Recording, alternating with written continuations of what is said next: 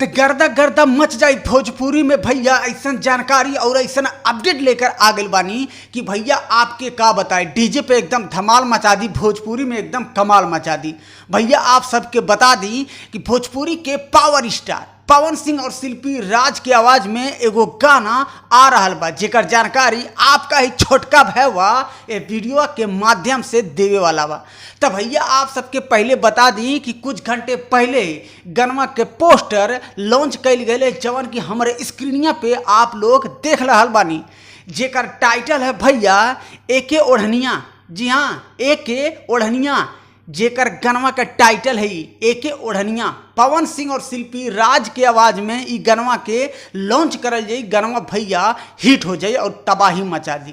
तो बता दी आप सभी के ये वीडियो में आप सबके स्टार कास्ट के तौर पे नजर आई हैं भैया डिम्पल सिंह। जी हाँ, भोजपुरी के पावर स्टार पवन सिंह के साथ में डिम्पल सिंह डांस करते आप सबके नजर आई हैं, जेकर डायरेक्टर बनी सूरज सिंह और म्यूजिक डायरेक्टर हैं भैया प्रियांशु सिंह। आपके पता हो पवन सिंह के बहुत सारे गाना में म्यूजिक प्रियांशु सिंह ही देवेल हैं। और भैया ये वीडियो के डायरेक्टर बानी रवि पंडित जी। भैया बहुत सारा ऐसा वीडियो होला कि डायरेक्शन में रवि पंडित बानी। तो भैया आपके बता दी कि इस वीडियो के कमिंग सून में रखल गई बा, यानी कि बहुत जल्द ई गनवा के लॉन्च करल जाई एजे फिल्म यूट्यूब चैनल से।